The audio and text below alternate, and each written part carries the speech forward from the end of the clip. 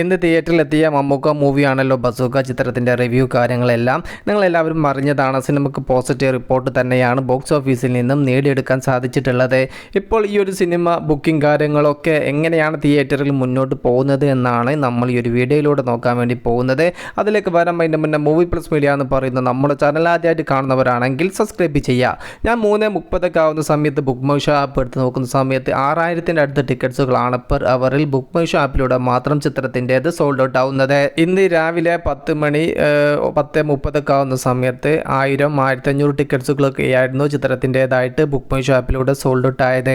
ചിത്രത്തിന് ആദ്യ ഷോ കഴിഞ്ഞ് പോസിറ്റീവ് റിപ്പോർട്ട് വന്നതിൻ്റെ ശേഷമാണ് 5000-ന് മുകളിലുള്ള ആ ഒരു പെർ അവർ എന്ന ഒരു റേഞ്ചിലേക്ക് ബുക്ക് മൈ ഷോ ആപ്പിൽ ബസൂക്ക എന്ന് പറയുന്ന ചിത്രത്തിന് എത്തിപ്പിടിക്കാൻ സാധിച്ചിട്ടുള്ളത്. ഫസ്റ്റ് ഹാഫ് നല്ല രീതിയിൽ മുന്നോട്ട് പോയപ്പോൾ സെക്കൻഡ് ഹാഫും നല്ല രീതിയിൽ തുടങ്ങി ചെറിയൊരു ലാഗ് സെക്കൻഡ് ഹാഫിൽ നമുക്ക് അനുഭവപ്പെട്ടിട്ടുണ്ടായിരുന്നു.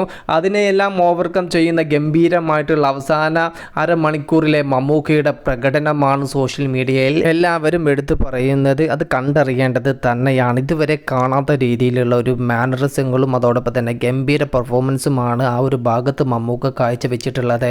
ആ ഒരു ക്യാരക്ടറിനെ മാത്രം എടുത്തിട്ട് ഒരു പുതിയ രീതിയിൽ ഒരു പുത്തൻ സിനിമ ചെയ്തു കഴിഞ്ഞാൽ പക്ക സ്റ്റൈലിഷ് ആയിട്ടുള്ള എനർജറ്റിക് ആയിട്ടുള്ള മമ്മൂക്കയെ നമുക്ക് കിട്ടും.